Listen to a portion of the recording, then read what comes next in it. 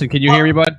Yeah, we're all good. Hi, guys. Thanks a lot for joining us again this week for ATN Stream. We're here every week discussing things in live streaming and social media. It's myself, Tristan Griffiths, and Vincenzo Landino host this show every single week. This week, we are very blessed to have some special guests in. So we've got a special guest in from the UK. It's Alex Pettit, and we're also being joined today by Sarah Moore over here in Australia. So it's a nice global blab this week.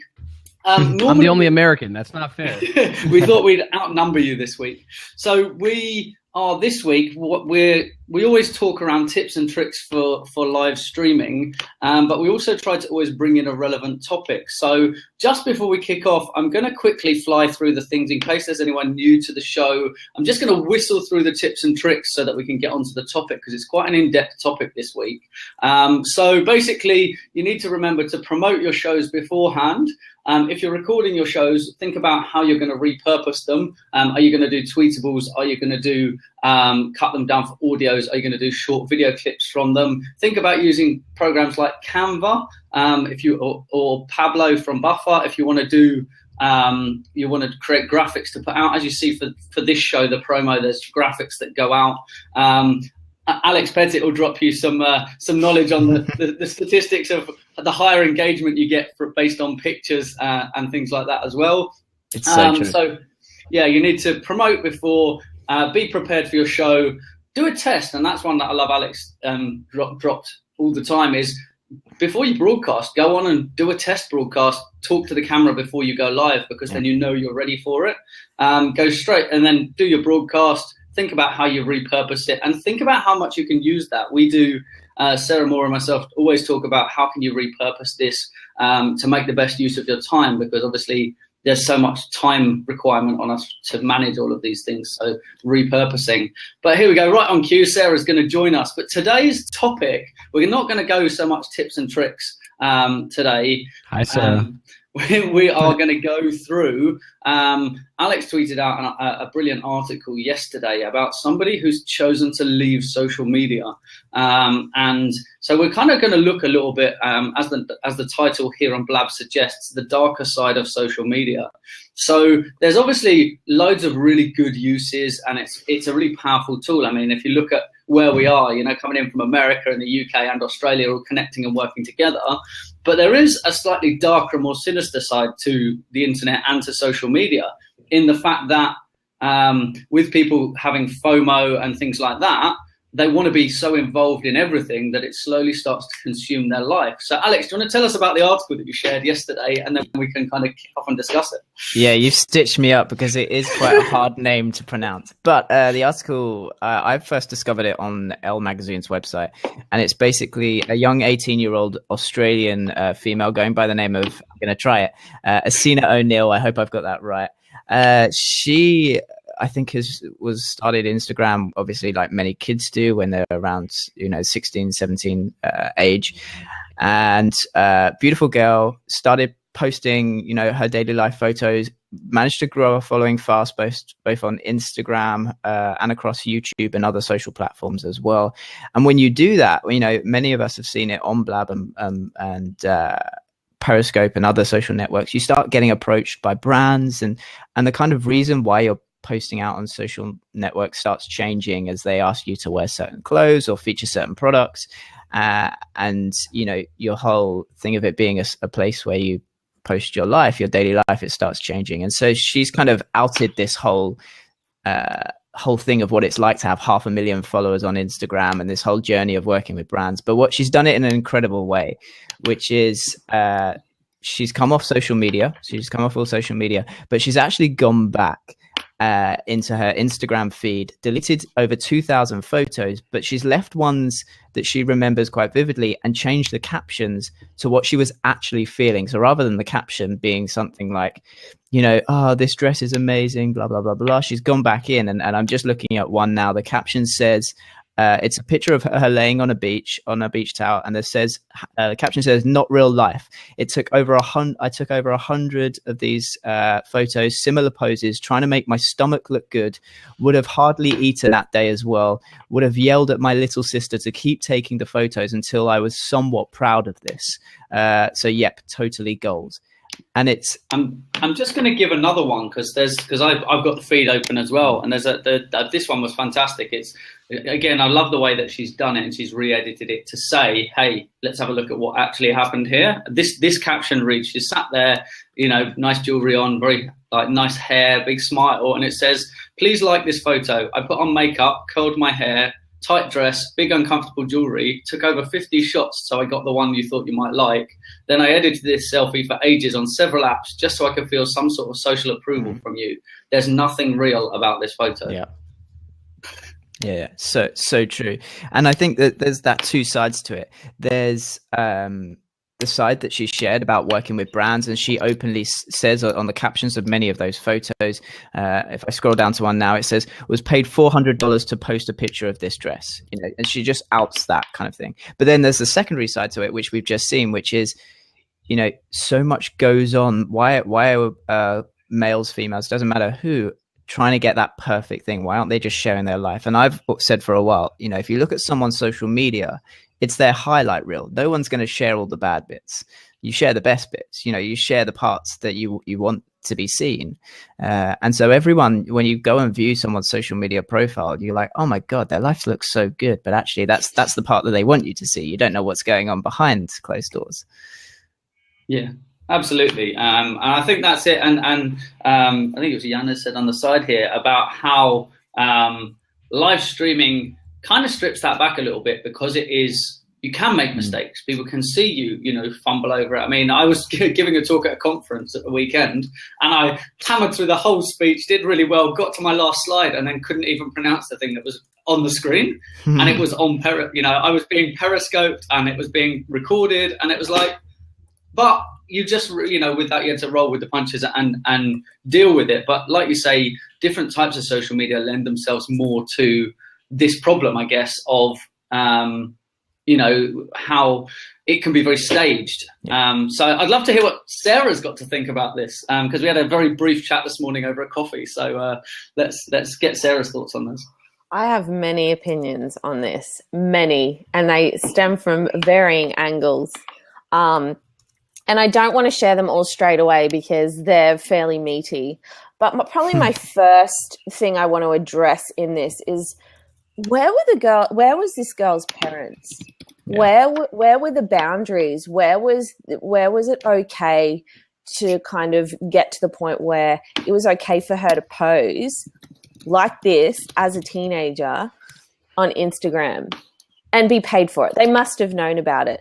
I think that they have a moral and ethical obligation to their daughter to say, yeah, you can do that, but maybe not bikini shots. Maybe not that white dress. It makes you look like a freaking hooker. I don't know if you saw the white dress one, but she's not wearing underwear. And I can see everything. You can't wear underwear with that dress, though. Well, Vincenzo, it sounds like a voice of experience. It's totally a voice of experience. Certain dresses you can't wear underwear with. Come on, you know this, Sarah.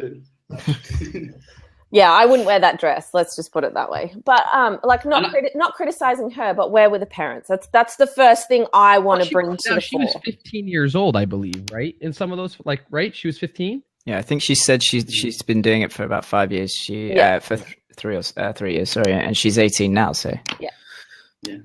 I mean, maybe it's a little more acceptable. I know in the United States, for a 15-year-old to be, there are 15-year-olds that do it, but it's a little less acceptable. There's also, there's more censorship in general in the culture here in America, I would say. And so I don't know how it is in Australia, if it's a little more okay to be exposed, but I still don't think anyone at 15, it's okay to do that. So, I think I agree with you, Sarah. No, we agree. Oh, absolutely. Yeah. I just wanted to come across as, I'm not a parent, so I don't know. And I know Alex is not a parent either, but we can speak to the fact that it's where were they? And also I think there's the thing with the parents, but also there should be some sort of moral thing with the brand that actually gave her that dress and paid her.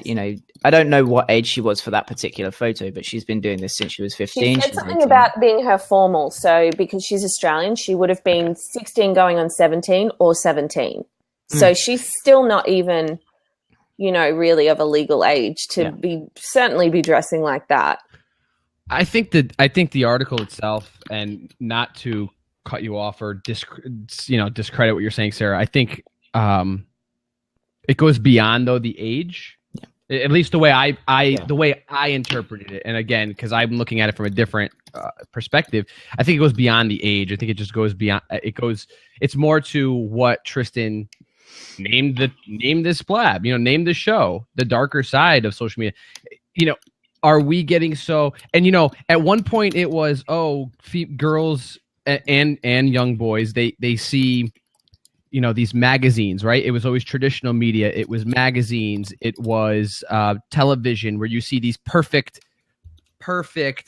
people, perfect bodies, perfect makeup. And if I recall correctly, even if you look at the photo of the girl, it's night and day difference between the photo and her in her natural state, which is fine. We're all normal, and we're all normal human beings, so we have flaws, but I think that it does bring to question, social media can make that worse, right? Because now every kid has a cell phone.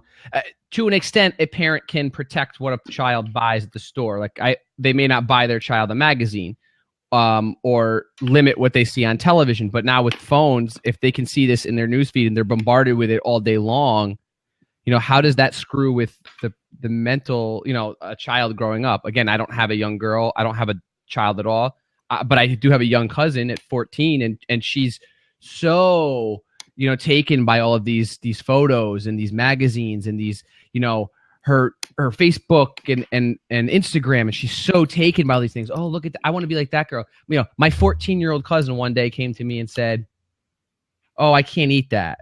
My mother made pasta, like we do every Sunday. And my cousin said, "No, I can't eat that. I'm just going to eat salad." And we looked at her. She's like, "Oh, well, I'm going to a dance." No. Yeah. Shocked. And I mean, shocked. It's the knock-on effect, I think, into there's always this, where does real life end? Like, where is real life? Because we always say, "Oh, it's great. I met people from Periscope in real life," and it's like, well, being on social is actually part of your life. But then what we're saying with this is that it's not, because it's so staged. Everything is there. I mean, I don't know. I'm not sure if it landed here in Australia or in America, but Alex, back in the UK, there was a while back, Dove did a really kind of prolific advertising campaign where they took real women and showed them in all their glory, all different shapes and sizes, and they did this. And there was a kind of thing that was out around the same time where they did. So obviously the pictures you see on magazines are not what the people look like. In fact, they pick them based on what they can do to them rather than what they actually look like. And as a photographer myself, I know I've just put some pictures out from an event I did at the weekend, and these people do not look like the pictures that have gone up online.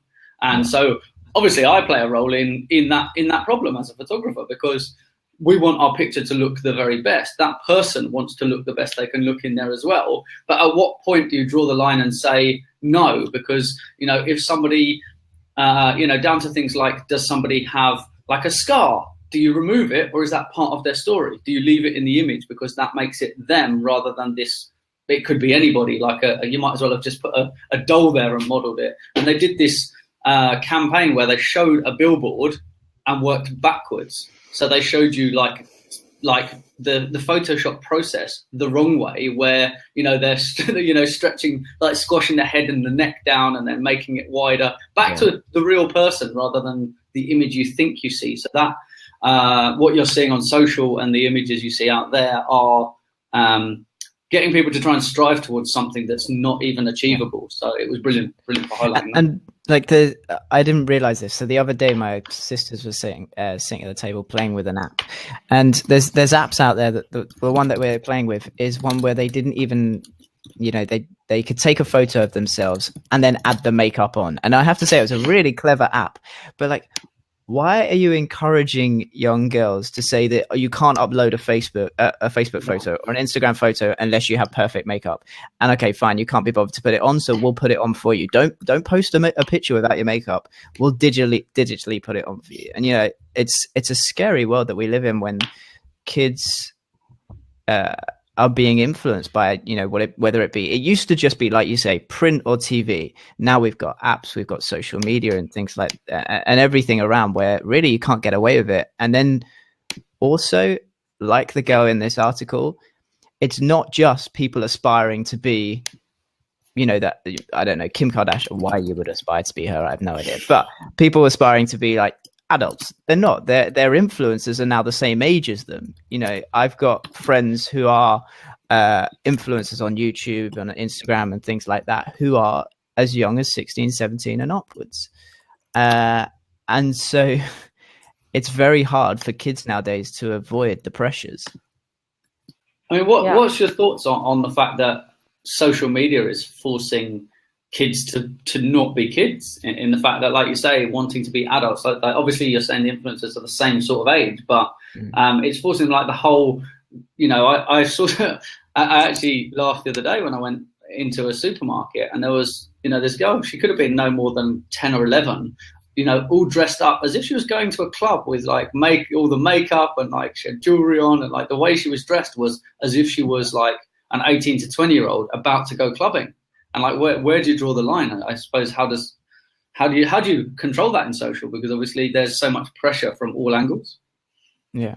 And I seriously don't believe parents have a full idea of what their kids are looking at. I think kids are always 2 steps ahead of parents. For sure. And, even but with that me, goes to be said, Alex, I don't want to cut you off, but yeah, go for it. You're right. But for those that are older in here that are watching us, kids were always 2 steps ahead of their parents, right? Kids always have snuck out of the bedroom. Yeah. They've always, they've always done things they wanted to do. They were always 2 steps ahead. So, yeah, it's social. So I don't want to get to the point where we're like, oh, it's social media is so bad. It's amplified by social. Yeah, you're right, Tristan. Again, it was amplified by the telephone at one point. It was amplified by the cell phone at another point. Then chat rooms. So yes, it's progressive, but it's still whatever the parents allow to happen. I mean, I know like cell phones were just coming out for us when I was, when I was in high school. I got a cell phone. I think I was a junior or so 11th year of schooling. And, and I saw some of the younger kids. You don't have to get one, but nowadays parents feel like they have to get their child one at younger ages. So where is the cycle start, or is it just become this circle that you can't stop? I think that the main point is that obviously with the rise of, let's go back to the original bit where you said, phones affected it, chat rooms and things like that, is there was 1 or 2 additional influences. And now you look at the fact that you've got a live stream platform and you've got a photo-based platform and you've got like all of these different things. So there's now, it's the amount of influence that all of these things have had collectively, and it's not one or the other, it's all of them collectively now putting so much extra pressure on. And I'm just trying to keep on top of the comments on the side here as well, saying that there's some people saying, again, it's down to the parents, and there's some people who have got kids and they just don't let them wear makeup because there's a time for that. Like they'll get to an age where it's your decision as well, like to make a decision whether you want that. But if you've always done it, it becomes a habit rather than a conscious choice. And I think that's one of the things, is that does social take away the conscious choice because there's so much influence around you? I don't know, Alex, what do you think? Is it conscious choice, or does it just become a habit because it's what everyone's doing and because you've always kind of done that ever since you've been in the platforms? I really don't, especially for kids. I think for kids, it's a really vulnerable age where you just want to do what your friends are doing, right? Someone's got the latest phone, you want that latest phone as well. Someone's wearing makeup, you want to go home and say, Mum, why can't I wear makeup as well? For me, my sister, I have a sister who's 18 and another one who's 16, and she from a young age wanted to get ear pierced because she came home and all her friends suddenly had ear piercings and things like that. And so I think I think you're right, Vincenzo. It's not about social media. Social media is just another platform for these things to occur. And we've been saying the same thing on Periscope when people are going, oh my God, trolling is so bad on Periscope. Well, it is. It's bad, but it's been happening on Twitter. It's been happening on Facebook. It's been happening on every social platform for ages. It's just another platform for trolling to take place. And I think it's the same sort of thing with this. It's kind of like social media is just another place where, or another outlet for these sorts of pressures for young kids and stuff like that. Yeah. I'm trying to read some of these comments too, and it's like, it's a good topic. There's a lot of interaction on the side there, and people are quite passionate about it, which is good to see. This is good. No, this is really great conversation. Please, for those of you that are watching this, we'll change the title really quickly so that you guys can share it. Tristan, can you just change it? Just give it something different so people can share it again on their news feeds. I have actually done an update, but I'll see. Like Victoria brings up a good point in the side. She said at the uni she did a project about sexualization of children through things like children's dolls, looking at the Bratz dolls. Again, it spot on. It's not just about social media. If you look at, the Barbie doll, I think there's a great photo that if you Google it, they say it's pretty much physically impossible to have the perfect body like Barbie has. If you did it, you'd physically, if you did all the operations and everything like that, you physically would die because certain, your body just won't fit in that shape. I think, and Victoria mentioned the Bratz dolls. It's, at the end of the day, it's the marketers. It's from every angle. They're being kids, and not just kids, but we are being influenced and affected at every different angle when often we don't even realize it. Yeah, and it's not just kids though. So like Rachel Bell Strategies made a point, and she said, "Everyone, please share." We changed the topic, so please share this. I think it's an important topic, and it's something that's clearly people are fueled up about. But it comes down to this, Rachel said, prior to social media, unless you were a hired model or child star, you had no opportunity or reason to constantly post photos of yourself for attention. But I'm also going to say that social media has allowed people to have the mindset and because Alex is the kind of celebrity in the room here, and please don't take offense, Alex, but who was Alex Pettit? Who was Alex Pettit before Periscope, right? So people see your success from Periscope, and I'm using Periscope as an example, or they see success that happens on Instagram, or they see success that happens on Twitter, or they see success that happens from Facebook, and that I think that's why we're getting more of this, because there are, and again, I think that goes back to brands exploiting the youth, or exploiting and making people stars that I'm not saying you have no business being a star, but certain people that have no business being that star, they become these very quickly, and then others aspire to be that, and they want to go post nude photos everywhere because, hey, that person did it. And I think it's societal. It comes down to the fact that we are putting too much value on beauty, outward appearance, and tell your aunt, Tristan. So I think there is way too much value in beauty and not brain anymore, and even certain things. I watch certain behaviors, and I don't know if you guys look so deeply into titles or the way people comment or introduce other people, right? So I've seen individuals on even Blab where they will, and these are grown, obviously grown individuals. They'll introduce their female co-hosts as the beautiful Sarah Moore, or the lovely. It's never the intelligent, but I would never, I would refer to Alex Pettit as the talented, the intelligent Alex Pettit. Well, thank right? And I would refer to Tristan the same way.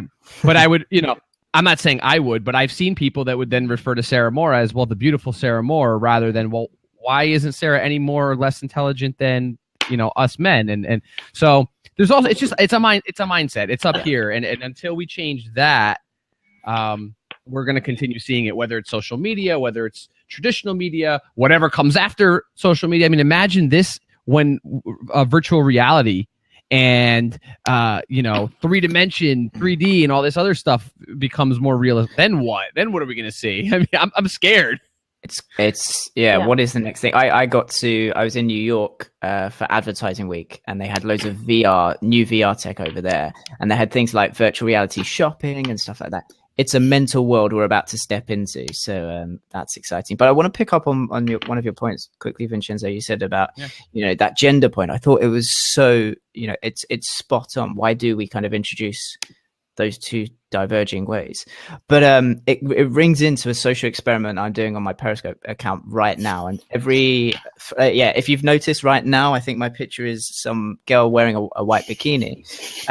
This evening it turns into a guy in some swim shorts, for everyone who wants to know. Basically the idea was, I haven't changed anything. My bio is exactly the same. My shows are exactly the same. It's still this face doing my shows. But I wanted to change my profile picture to see, well, do more people just follow based on if it's a female showing a bit of flesh and et cetera, et cetera.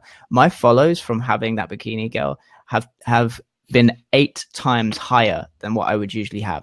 Nothing has changed. My shows are the same. My bio is the same. But just from having a picture of a female wearing a bikini, and then, like I say, we're switching to a male in swim shorts, same beach. It's crazy. Yeah. Now, are you the male in the swim shorts? No, that's again another kind of Creative Commons shot. We'll see what happens. I'm going to throw in a curveball here, based around the conversation that we were just having around, say, using the introductions of introducing people as the beautiful. Now, my opinion on that is there's 2 ways to look at that. Obviously, there's much more to it. Why is it that we pick out that? But at the same time, if somebody is beautiful, why would you not say it? And I think you then come into this really dark realm of, now I can't ever say it. And if you never tell someone that they're beautiful, like, it's that whole, they never hear it, right? Because you now become over-conscious of it. So hold on a second. But you don't refer to me or Alex as the beautiful Alex Pettit, the beautiful Vincenzo Landino when we walk in. I always tell people I'm beautiful, Vincenzo. But you know what you understand what I'm saying. You're the good-looking half of the show. I'm the brains, dude. You're the beauty. Girls would refer to but that's fine. But what about men referring to other men? Like, but I'm why not don't we referring change it the other way and say? I don't disagree. I don't disagree with what you're saying, because I like to refer to people as beautiful as well. Unfortunately, society has said that if I call a female beautiful, I'm either hitting on her, I'm creating some sort of sexist comment. So, is that with everybody? No. Culturally, it's different, in different areas of the world. If I say that to a European, they may accept it and be like, oh, okay, thank you, you called me beautiful. If I said that to somebody here in the United States, they'd be like, it's very, very, and I've had these conversations. I'm not just making these things up. I've had these conversations with people that have felt that way. And I don't know. I don't know how to change it. I'm not, I don't have that solution. I think that it's, so Tristan says beauty is from being different. Correct. But then are you going to say that every time? Well, you're beautiful, Sarah, the beautiful Sarah Moore, because she's so different. She's beautiful. Like, you're not going to introduce her that way every time she comes in the room. Just like you're not going to introduce me and say, oh, the beautiful Vincenzo Landino. So until you start calling me the beautiful Vincenzo Landino, then you can call Sarah Moore and every other. I can see where Vincenzo's going with this conversation. So from next week, we're going to call him the beautiful Vincenzo Landino every time he comes on screen. Perfect. I just want you to tell me that. That's all. So yeah, I mean, just jumping kind of back onto the topic about how much social plays its role in changing people's behaviours. There's been some really good comments made in the side here about. I'm going to pick up on one. I forget who said it because the chat's moved so fast. But someone commented about kids look up to their parents as kind of a role model and to know what to do. Obviously, there's external influences, but if you think about how much time are parents spending on social media as well? And if it's acceptable for the parents to do that, then the kids do it. And that's why the external influence becomes amplified even more. And that's why then they get into this space of, oh, well, now I'm going to use social. I'm going to use Instagram. What happens on Instagram? So it's kind of this knock-on effect of, are the parents spending a lot of time online? And does that affect how the kids then behave? I don't know what you guys think. Yeah, I would agree. There's a great advert going on in the UK at the moment, which is basically how a parent's behavior can affect a child's behavior. And there is, for example, the car pulls up at a stoplight and the guy the parent wounds down his window and starts shouting at the guy across, a bit of road rage, and the kid is doing the same at the same time, winding down the window and shouting at the kid in the same car next door. Yeah. And I think, it mirrors, kids copy their parents. They do. They from a young age, that's what they do. And I think if you, in your household, you see your parent constantly on social media, sat at the desk on Facebook, I think you're more likely to be inquisitive and be like, what's that? Can I get on that? And I think as a parent, if you're on it, you're probably more likely to let your child on it as well. I don't know about that one. We'll see. I mean, Sarah Moore has children, right? Yeah. She's a child. Yep, I do. So I'm just answering a question. I don't have a child. I don't have children. But I have an interesting one because right now. My sister, actually, this is an interesting one because my sister has 4 kids, and actually she will not let anyone in the family post any pictures of her kids anywhere on social media. Like, she's made it very clear to anyone who comes to her house or spends time with them that it's fine to have those photos and, share them with the family and friends, but she does not want those pictures on social media. Yeah. And I find that to be a really interesting decision. I don't have a problem with it at all. And I totally agree with what her opinion is on that. But it's very interesting to find, because it's quite rare that that's the case anymore, that there is someone who outrightly says not at all anywhere online. And I mean, the only way now, obviously, because that's kind of one of the main methods of communication now is, I throw up some party pictures so people can see what I did at the weekend, rather than contacting my friends and saying, hey, here's what's going on. But within that, our family keep this regular communication that is a direct communication. We actually use WhatsApp, like a WhatsApp group, to send pictures backwards and forwards, which means you interact with it. It's direct to us and we see it and it's important to us, rather than getting caught up in this flood of information where you might or might not see it. Let's chuck it on social and hope people see it. And that leads me on to another thing that I wanted to bring in as well, is how much social has affected how people communicate information to each other. How often before, and this rolls all the way back to like when mobiles started, I guess, is before mobiles and before everybody had a mobile. If I said to you, hey, Vincenzo, let's go to the pub, I'll see you at 8, you'd be there at 8 o'clock. Now it's much more socially acceptable to go, oh, sorry, mate, I'm running late, I'll see you at like 8:30. No. If I didn't have a phone, you'd be there at 8 o'clock. And it's the same with social, people communicating. I had my cousin, as an example, sorry to out you, Richard, but he posted about his birthday on social media. And I messaged him coming up to his birthday and said, so what are you doing for your birthday? He said, oh, didn't you get the invite? I was like, no. He said, oh, I put it on Facebook. Yeah. And that's it. He decided that was because I've got so many people to tell. I went, that to me says that me being at your birthday is not important enough for you to send me a text message or to ring me. And therefore, what inclination does that give me to want to be at your birthday if I'm just the same as like 200 other people that you invited that like you met in a pub once 3 years ago, or on your trips around around the world while you were backpacking? That kind of, I really want people to kind of focus and bring back that personal element. When's give you a good example. I'm going to ask all 3 of you, when's the last time you received a letter from somebody that you know? Like a physical written letter. Physical written letter in the post. Does the tax man come? That's not printed, handwritten letter. Last week, handwritten. Wow. Who? I did. It was a friend of mine who it was a thank you letter, so it really wasn't. Well, it still is a thank you. It was a thank you for something I had done for them. It's actually rare to get a thank you, like handwritten thank you letter, even today. No, I'll agree with you, Tristan. For me, years ago, I think. Yeah. Birthday. I'll be lucky if I get a birthday card that isn't printed. The thing is, I have a friend who built a 6-figure business on handwriting letters for businesses to clients and what's the word?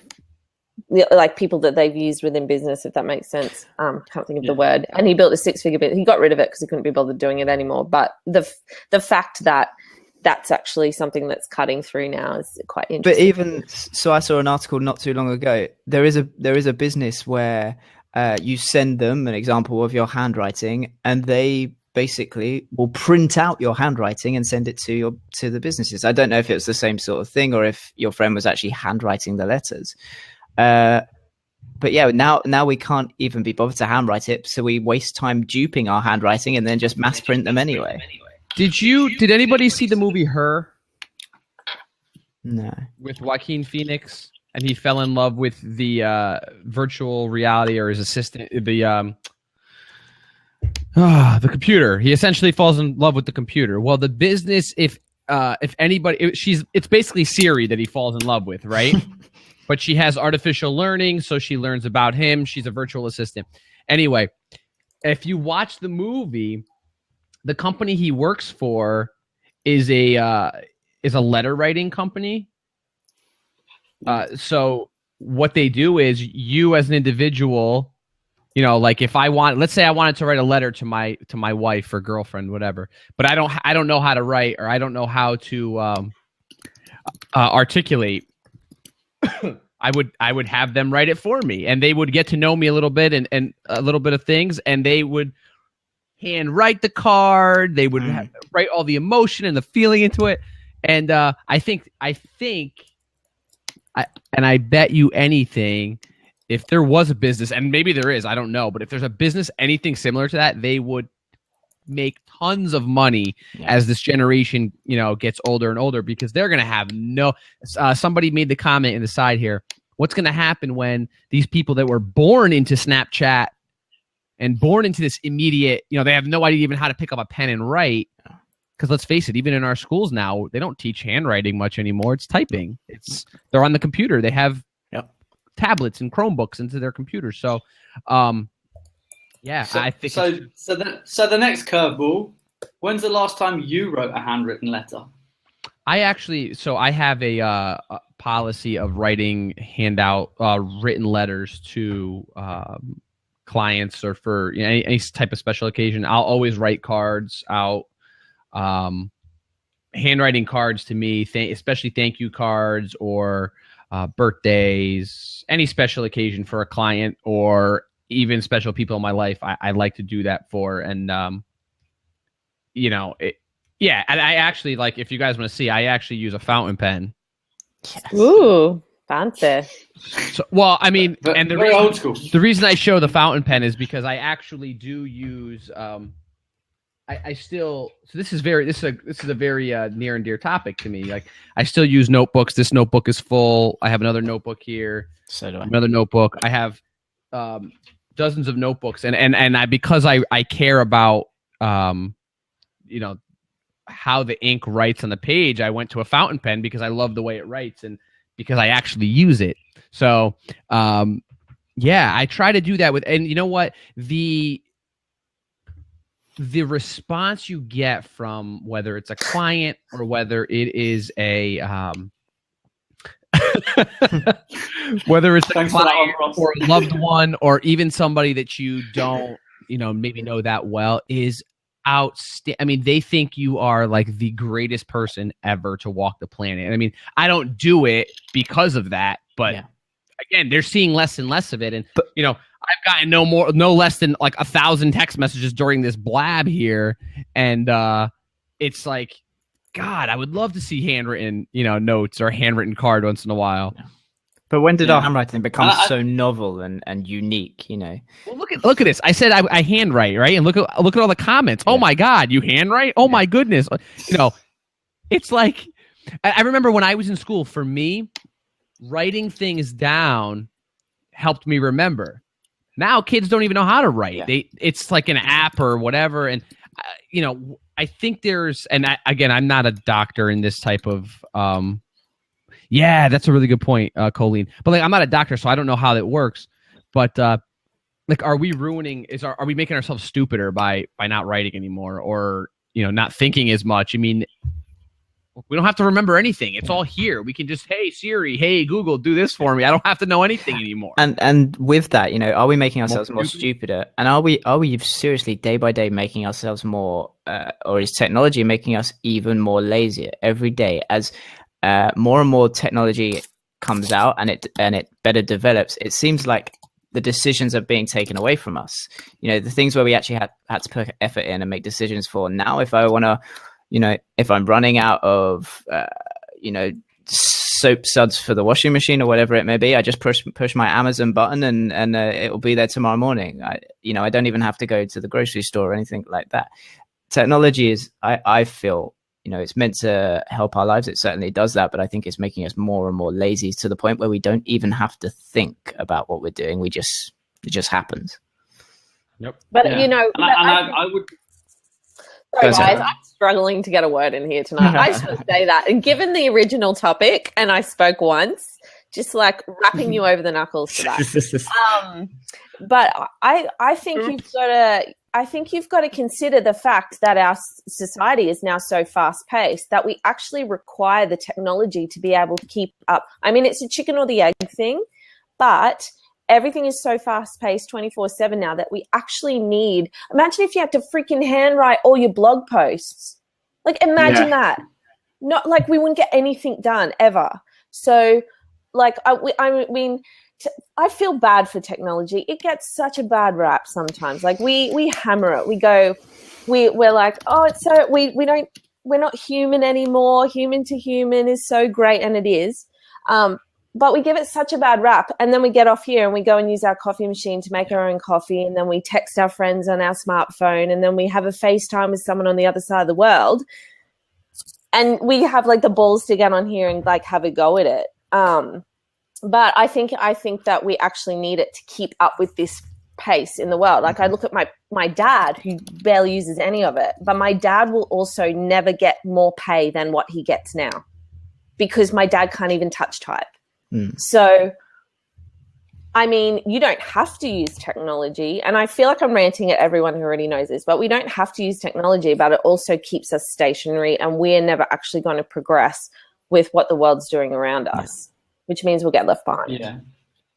I mean, I wanted to just bring up quickly something that Rachel had said earlier on in the comments about what happens to all the kids and teenagers where from the day they're born, their whole life's documented. Exactly. I mean, like, if you think back, I mean, I'm just turned 34, and I'm lucky in the fact that my whole family take a lot of photos, and if I wanted to find a picture of myself at any age, I probably could, but I'd have to go and I'd have to physically look through photos and find them, rather than, I just do a search through my timeline, or, you know, that kind of looking in the digital space. Like, and is there a big thing that's going to be lost in the fact that we're going to lose that tactile element of people touching, you know, photos? Like, people, how often do people just post it to Instagram but never print it? I mean, in our house, we specifically go out of our way to print photos. I mean, if you look at, you know, my background, a lot of these are work, but then we've printed a lot of pictures of like friends and family, and I know that a lot of my close friends have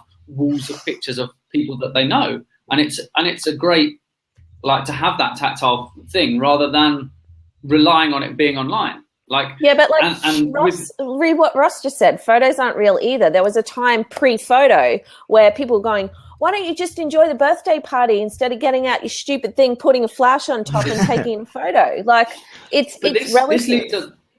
This also leads on to the I don't know if, I know that you saw it, Sarah, the Ed Sheeran movie. If you look at the shot from the back of his concert, no one's watching the concert. They're watching their screens, watching the concert.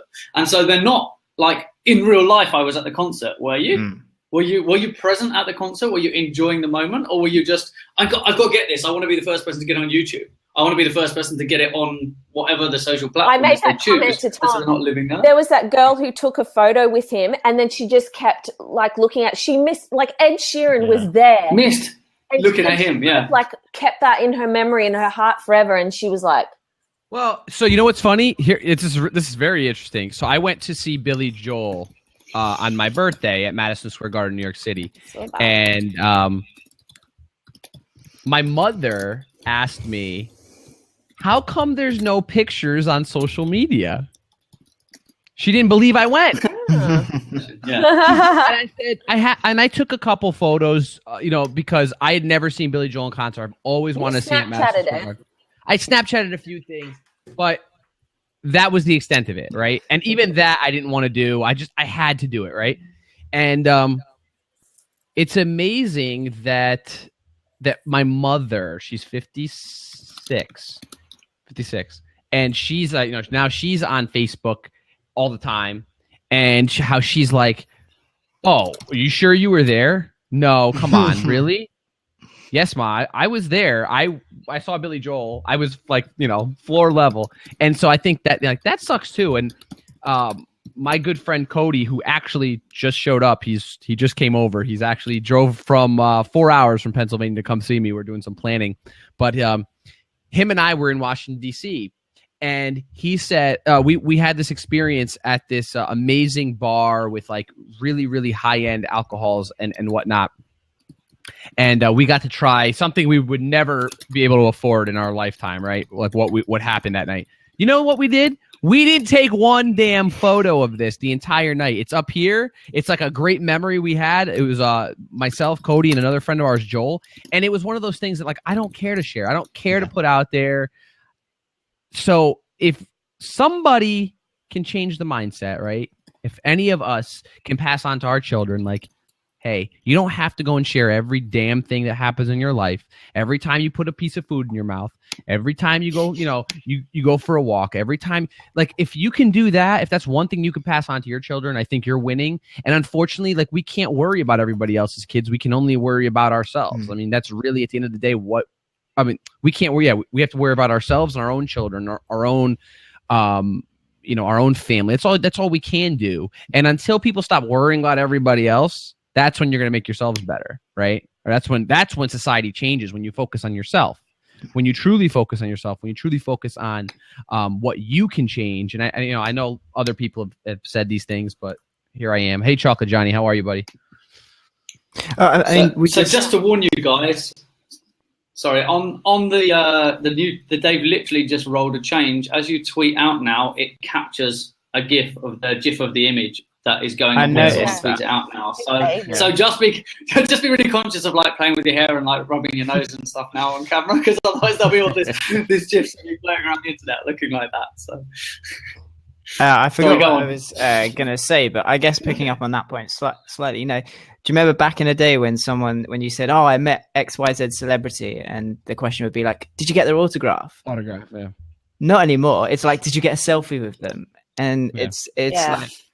And you know what? In that case, I see it as that's okay. That's okay. I don't see an issue with that. If you, but I think it goes beyond just the selfie with the celebrity. It's like everything else that comes. It's documenting every walking to the concert or whatever, to the stadium or to the pitch, to the match, whatever. Doing the now. Listen, I met my favorite football player. And I had to take a picture with him in a selfie, Andrea Pirlo. But why did you take the picture? Did you take it for you, or did you take it because you wanted to share it on social? Because I took it for me. I did share it on social because I was working with the brand anyway, so it was something I wanted. But I took it strictly for myself. It wasn't for everybody else. I also have a lot of family in Italy and here that are big into soccer. So that's why I shared it, so that they could see it. But it wasn't necessarily for me to be like, oh, look what I did. And unfortunately, I know where you're going with it, Alex. There are too many people that do things just for the sake of other people to see what they're doing. Yeah, I agree. Sorry, Sarah. I was just going to say I made a conscious decision last year not to check in places and not to put group photos up where I knew somebody wasn't invited or wasn't there. Like I have a core group of friends and, like sometimes they'll go to the beach without me because I'm the only one with a kid. And that hurts. Like that stings. That really stings. And they're great friends. Like I know people here are probably going, well, they're bitches, but they're not. They're great friends. And they're just like, we can't all fit in the car. It's just logistical. And, I made a conscious decision not to check in places with certain people when I knew other people weren't there or they weren't invited. And I also wanted to do that because I knew that there were people being unintentionally hurt, and I knew how it felt when it happened to me. So I was like, you know what? People actually don't care and they don't need to know. And it becomes, especially for girls, I felt becomes that popularity contest. And I wanted to say at the very start something that I feel we didn't necessarily address I don't even know if we touched on it. I think we've danced around it a little bit, but I really feel as though, hang on, I got a text message from Tristan. I really feel as though, net dropped, coming back. I feel as though social media is not the dark side. It's not the issue. Social media is not the issue. Our issue is at a foundational cultural level where we have over time placed emphasis on physical beauty in women, physical and unattainable perfection in a woman's body, because we have for so long lived in a power struggle. A woman is beneath a man is there to be pleased, like blah, blah, blah, blah. And I'm not going to get into the feminist argument about that because I struggle with the feminist argument somewhat too, to be honest. But I think that to blame social media is a cop-out, and we have to consider that the issue is at a societal level. It's at a cultural level, and we cannot blame social media. It simply highlights that. And the other thing I wanted to point out was that you look at the females in Hollywood and the females in music and just like even like low grade influences that are breaking through, and there's this level of authenticity, like comes to mind like Jennifer Lawrence. Is that her name? Jennifer Lawrence? Yeah. Just making sure I got it right.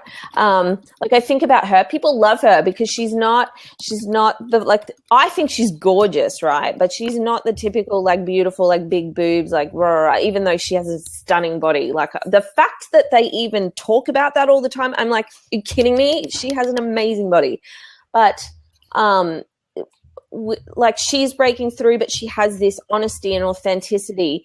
I think about like the reason Taylor Swift is breaking through on a different level, and not about physicalness, but about how there's an authenticity with her fans and stuff like that. And I think that, and praying that this generation that's coming up actually shies away from that perfection, that need to be perfect, that need to put it on all the time. And actually people relate to this girl. That is why she is shot to stardom. Right now, because they're like, yes, it's not perfect, it's not real. People want to hear that. We think we want perfection, but we actually just want to relate. We want community. We want to be around like-minded people. We want to go, you know what? Sometimes life sucks. Sometimes we don't look pretty, and that's okay. Sometimes. Sometimes. Lots of times. I would take sometimes. Anyway, sorry, rant. I just wanted to get those 2 points out. That I'm hoping we're having a culture and a generation of authenticity breaking through that will equal or overtake this culture of perfection, and that social media is not the problem; it's a cultural issue that needs to be addressed. Right, and social media is simply amplifying the greater or the underlying tone of society, right? Or whatever it may be. That's all social media does. So I would love to see what social media did in different time periods. Like wouldn't that be something to like to see how it would be used in different time periods. Like I think that would be so interesting if somebody could do. And Alex is probably like, that's a good experiment. He's gonna do like a Periscope series on it from the 1920s. Let's go. Right? Yeah. Be cool. Yeah. Cool. Yeah. So I'm very conscious of the time, guys. We are just coming up for the hour. I know we started a few minutes late. So just if you've got a couple of final thoughts, I'm going to let Vincenzo go first with his final thoughts this time, because I always leave him till last. So let's get Vincenzo's final thoughts just while we wrap up. Just before he does, thanks a lot, everyone, for jumping in and for sharing this and for getting so actively involved in the comments over here on Blab. It's been an amazing topic, and I think probably one that we'll probably do another show on, because we'd love to get some other people's opinions, and maybe we'll have a hot seat where people can jump in, have their rant, and jump out and let someone else say. So Vincenzo, do you want to wrap up quickly with your? Yeah, I'll give my final thoughts in a second. First, I wanted to say, thank you, Alex, for joining us tonight. Really, really appreciate it. I know it's a little late on your end, but I appreciate your time. And Sarah, Thank you for jumping in and joining Tristan and I. And as always, Tristan, thank you for doing this because it's awesome. But I'm just going to leave off with this. Just be yourself. Be yourself. Focus on yourself because it starts with you. And the only thing you can do is take action on what you can control. You can't force anybody else to action. All you can do is inspire others to action. And that's a Simon Sinek quote, I believe. Something like that. So focus on you and inspire others to be better, but don't ever expect to change anybody else because you cannot. So that's it. That's all I'm going to say. Sarah, your final thoughts? I have many final thoughts, but I will not share them all. One of my final thoughts is that my battery's at 9%. My main final thought, though, is that when we see things wrong, that grate against us, that affect us in our hearts, that affect us in our minds, that cause us to think and ponder, we have to know that if there's something that's not aligning, it's often at a cultural level. There's a shift that needs to happen, but that shift can only ever start with us. It's like what Vincenzo said. We can only change ourselves. So we have to recognize that and go, how can I do one thing different today that is going to make it a better place to be? So like for me, for example, that was being very conscious about what I share and what I don't share in order to not hurt people's feelings, because people matter to me. So we need to better ourselves. Like Vincenzo said, I completely agree with him, and not blame not blame structures that have been created around beliefs. Yeah, awesome. Alex, tough one to top. I don't know how I'm going to do that. Your final thoughts. I would just say, especially kind of to wrap up, we started this talking about this story on social media. Don't compare your real life to other people's highlight reel on their social media channel. Just be you. Enjoy, smile, and you know what? You might log onto someone's Facebook page and see all these great photos and see them in Tenerife and then the next week in LA and blah, blah, blah. But they're still washing the dishes and having arguments or doing whatever they're doing in between that. They're just not posting a photo of that. So, don't compare your real life. Post a photo of me washing the dishes later. Just for Alex Pettit. I'm going to look out for that. But just be you. Enjoy. Just enjoy. Cool, awesome. I guess. What about you, Tristan? What are your final thoughts? My final thoughts are, because of what I do for work and things like that, I think that the most important thing is to be present. One of the things where we were discussing about the taking photos or the looking at screens when you're doing things, the Ed Sheeran thing is, it's irrelevant whether you're with your family, whether you're at a gig or wherever you are. If you're not present, what is the point in you being there if you're not actually enjoying the moment and enjoying spending time with those people or enjoying the moment of being at that event? It's not do it for you, don't do it for anyone else. So be present in that moment. And with that, I think it just leaves me to say thank you once again to Alex and Sarah for jumping in and adding loads and loads of value this week on talking about the dark side of the internet and various other topics. We have already scheduled for next week. The link is over there in the chat on Blab, and I will tweet it out again afterwards. Thanks a lot, Vincenzo, for hosting with me again, as you do every week. Thanks, Alex. Thanks, Sarah. Thanks to everybody who's in the chat here. If you weren't here live and you're watching this on a replay anywhere except for Blab, you can find these shows at blab.im/ATW networking. Please do come and join us. We'd love to hear your thoughts. And thanks again